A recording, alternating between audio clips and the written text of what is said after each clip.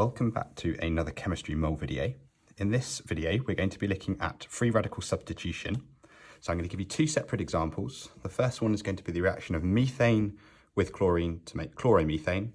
And then the second example, I will show you the reaction between chloroethane and chlorine to make 1,2-dichloroethane.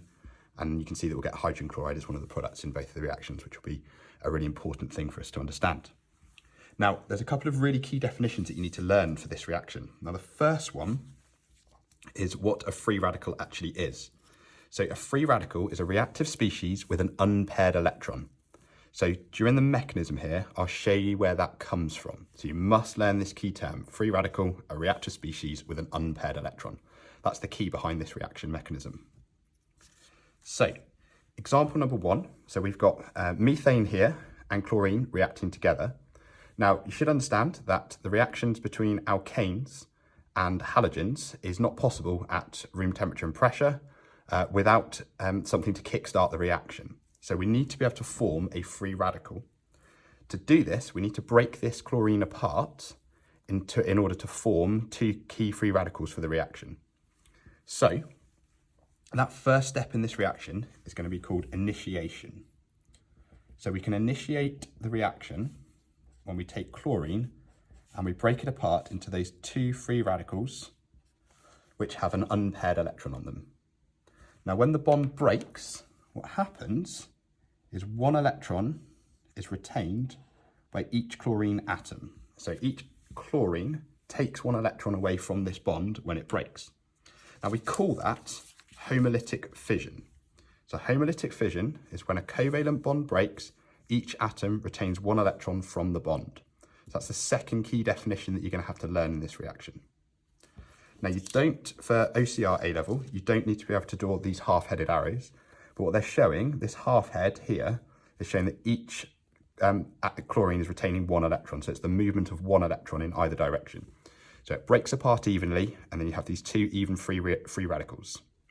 These are incredibly reactive because they have one unpaired electron.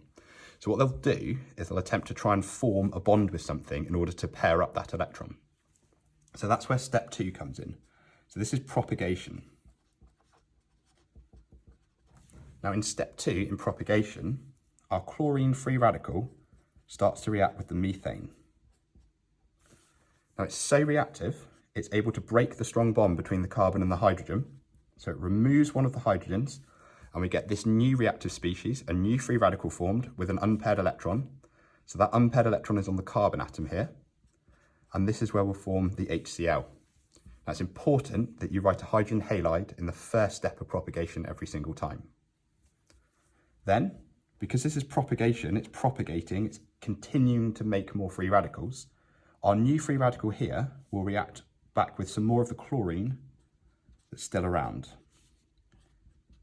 We form this product, chloromethane, and a new chlorine free radical. Then this step here could continue. So what could happen here? There's a potential that this chlorine free radical, and it's very likely to happen, this chlorine actually removes another hydrogen and it keeps going until you substituted all of the hydrogens.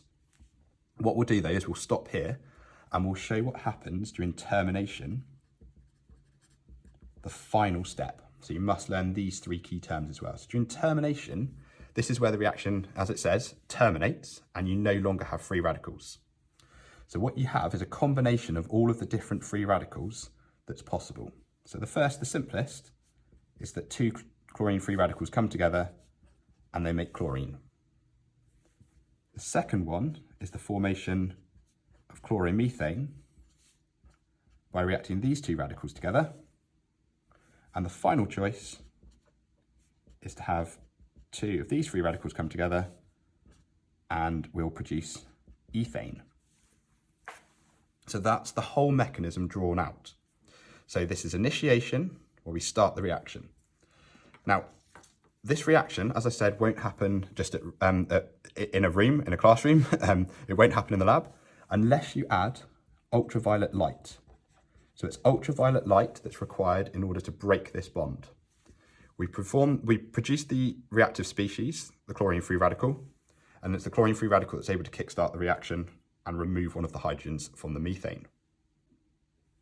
So I'll run through the mechanism again, but this time we'll do the reaction with chlorate methane. So we've already got a chlorine attached to our molecule.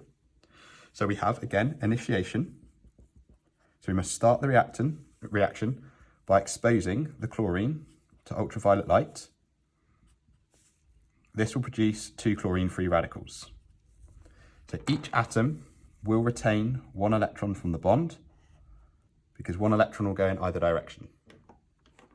Then we've got propagation. This is where our chlorine-free radical takes away one of the hydrogens from our molecule.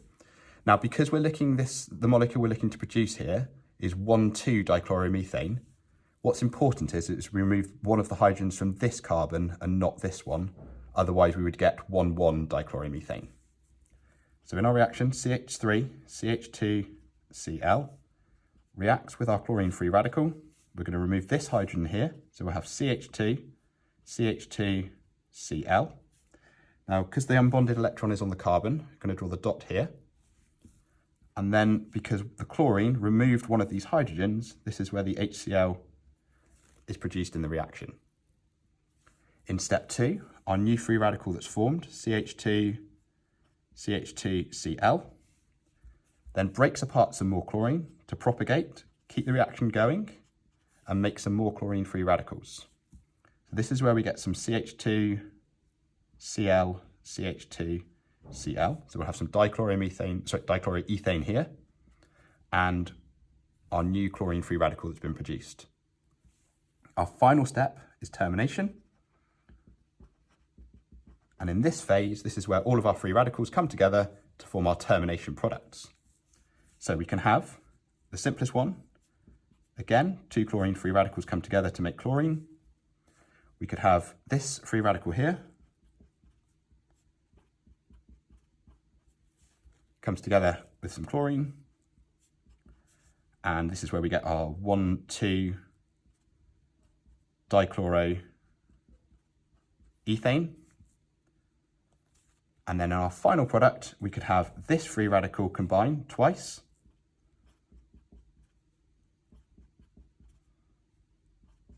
And this was where, so 2 of these, you would have CH2, Cl, CH2, CH2, CH2, Cl.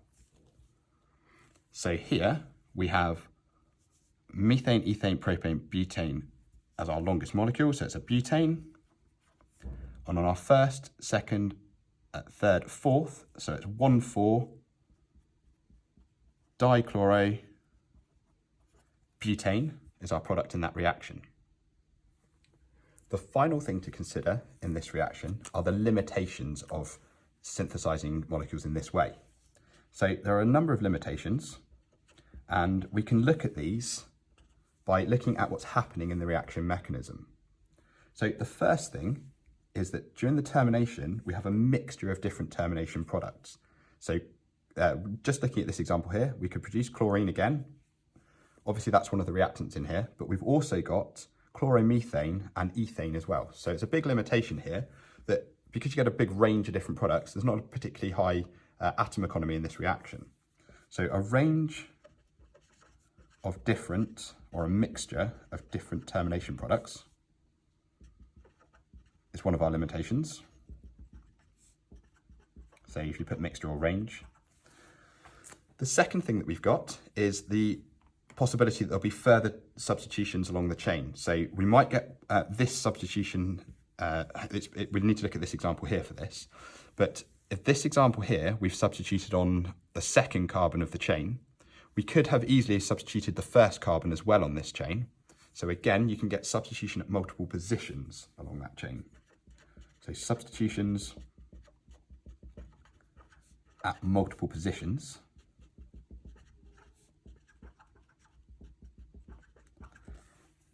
In other words, so if you were looking at this particular mechanism, you might not just end up with 1,2-dichloroethane, you could have 1,1-dichloroethane as well. The final limitation of this reaction is that you might not just have one substitution, it might take place 2 or 3 times.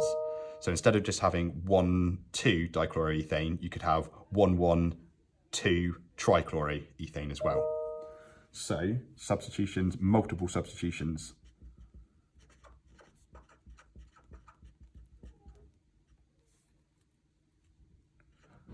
Along the chain.